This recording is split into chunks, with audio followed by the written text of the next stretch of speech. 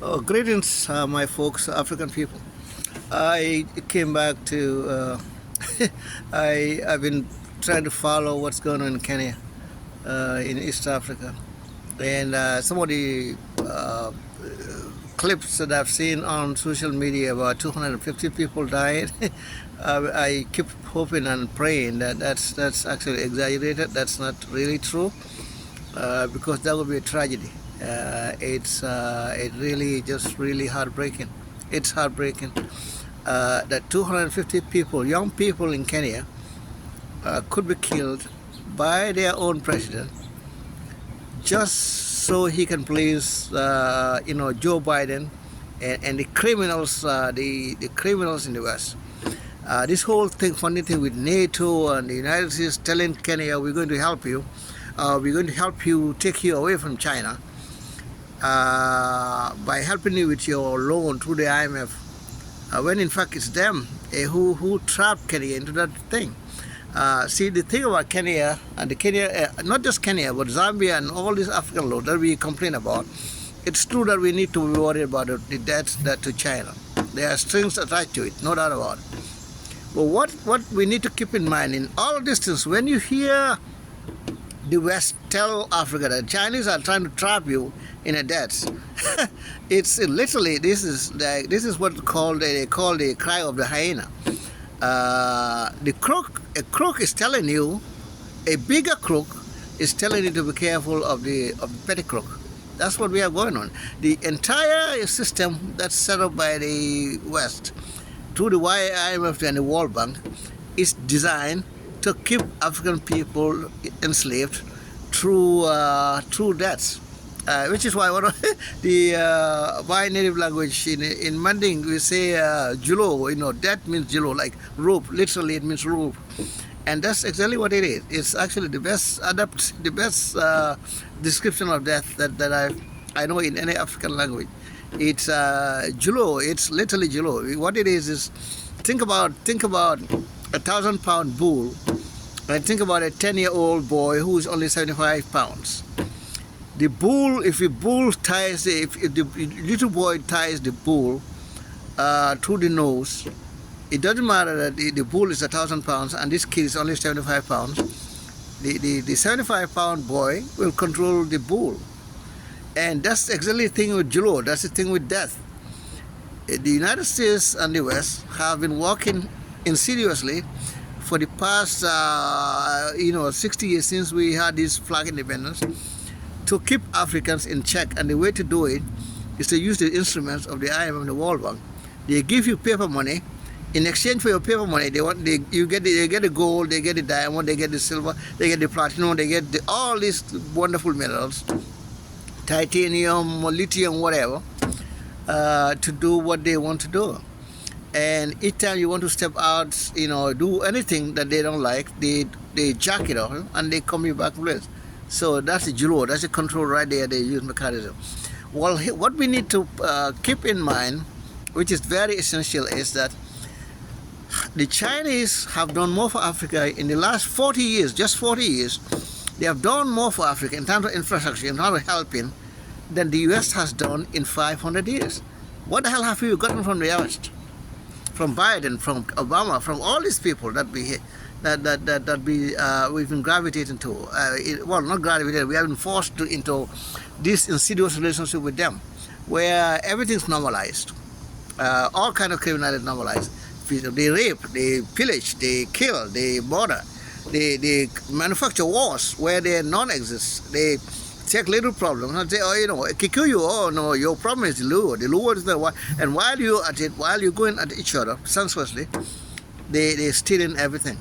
And this has been the playbook that the West has been using for the last 500 years. Okay, it became even more subtle when they gave us this flag independence, because the strategy now is to kill off every single African leader who actually stands up to try to make sure that his people come first. The West would find a way of getting rid of that person, either through coup d'etats, or they go and sponsor some idiot to form an opposition party to say anything. I mean, I'm into opposition. I was against a dictator in Gambia. We started, well, almost 30 years, literally. When we started, it was late 1994. It's 2024 now. So it was just months after the dictator that I realized, okay, this guy is full of it. But here we are with Kenya. Here we are with Kenya. What's happening is a disgrace. This should not be happening. William Ruto should not be killing any Kenyan youth because of Joe Biden and these criminals in the West. People like Tony Blair and them. These are the people that messed up the whole world. These are people with millions of lives, blood. They've wasted the lives of millions of people with arrogance. They have no apology. They have no remorse for it. And they don't even want people and to understand the Western media and how the games they play with us in Africa. None of them actually holds them to account. None of them calls them out for what they did. George Bush is walking, enjoying his life. Tony Blair is actually flying around the world. He's now some sort of advisor. He's some charity. This nonsense man, this same overrated Tony Blair is the one who caused the problem in Zimbabwe.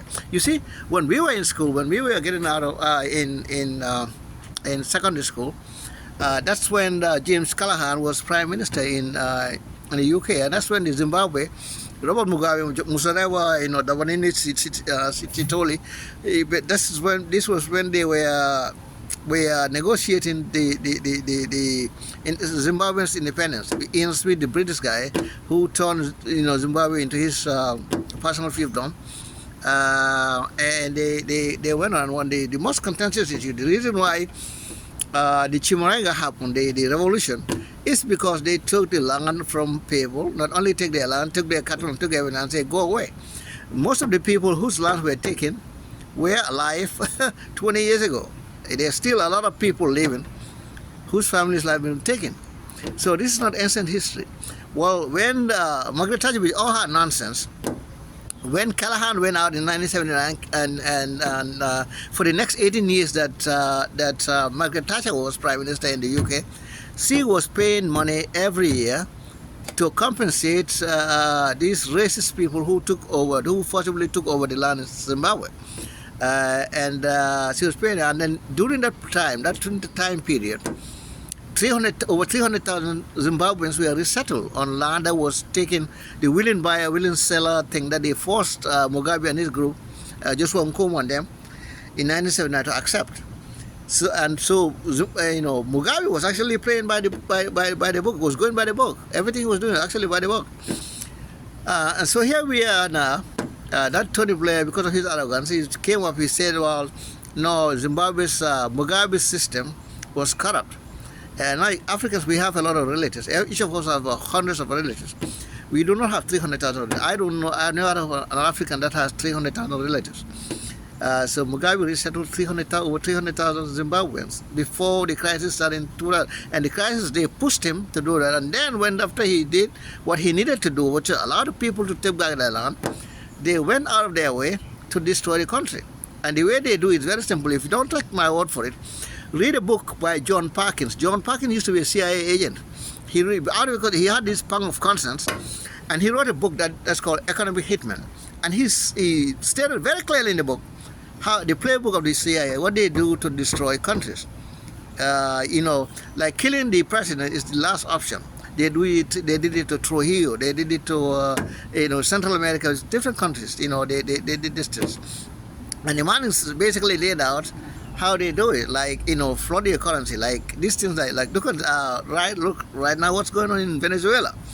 Venezuela has the largest proven reserves of oil in the world.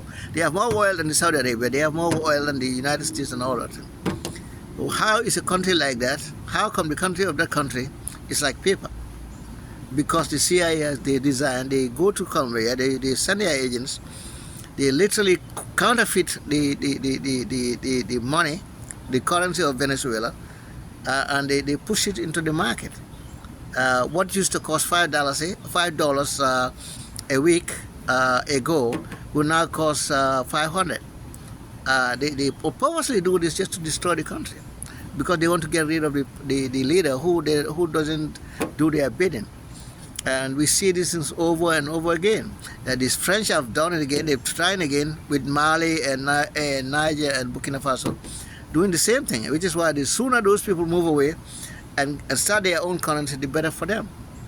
And of course, none of this happens without people like Ruto. And what am I talking about? I'm talking about the only way that the West can continue to control Africa is by paying the Jankadeng, the real, the enemy within in Africa, whether they are leaders, whether they are military leaders and so on, to pay them money to be sabotaging their own people. And historically, this has been a problem in Africa, and it continues to be so. It's bad enough if it is a junior military officer who comes to the United States, each time which is why, watch out for the military rulers, the ones where they studied. All right, whether you talk about the English, the Italians, any of these NATO countries, this is what they do. They give you scholarships, and you think it's out of the goodness of their heart to train your military officers. No, they purposely go out of their way. They identify, they profile all of them. They get everything on their bio, see who they are, and they recruit them. This is how they get their information. It's not through the satellite that they fly. The satellite, there's a satellite in this country, in the United States, that they fly every week, that goes around the world. It travels fast, many times the speed of sound. It literally travels, it's like, it goes 3,000 miles every hour. 3,000 miles every hour, just imagine it. And that's how they go and fly around the world. And they come everywhere, which is why 2 years ago when they were making big noise here about the Chinese flying a balloon over, Seattle, Washington State, it was so silly. It's so hypocritical, it's not even funny. You fly a satellite, you fly this plane, okay, that takes off just like a rocket. And it goes around the world very quickly and comes back and lands. You collect all intelligence from everybody, trying to get to see what everybody is doing, because it loops around the world several times and comes back and collects the data, and you mine the data, and you have analysts go over it with a fine comb to find out what somebody is doing. That's why they can tell if anytime you dig a hole in your backyard to build a new building, a kitchen, they can find out within the week exactly what you're doing there. That's what they do, because it goes this side, this week it takes it, picture, next week they compare, and anywhere there's a variance, any kind of changes, they want to investigate and find out, hey, the people on the ground, what they do is these agents that they have, whether they are cabinet members or whether they are presidents, they want to find out what's going on. And it's sad to watch Ruto play the game he's playing. But what he's doing is disgrace, like I said yesterday. This is not a right thing. It's not a good thing to do. Ruto is not an old-style freedom fighter. He's a modern man, at least aesthetically looking. But why is this man selling the country for peanuts? It doesn't make any sense. It's a disgrace what we are watching. To imagine that 200 people have died, and these are mostly 99% are these very young people.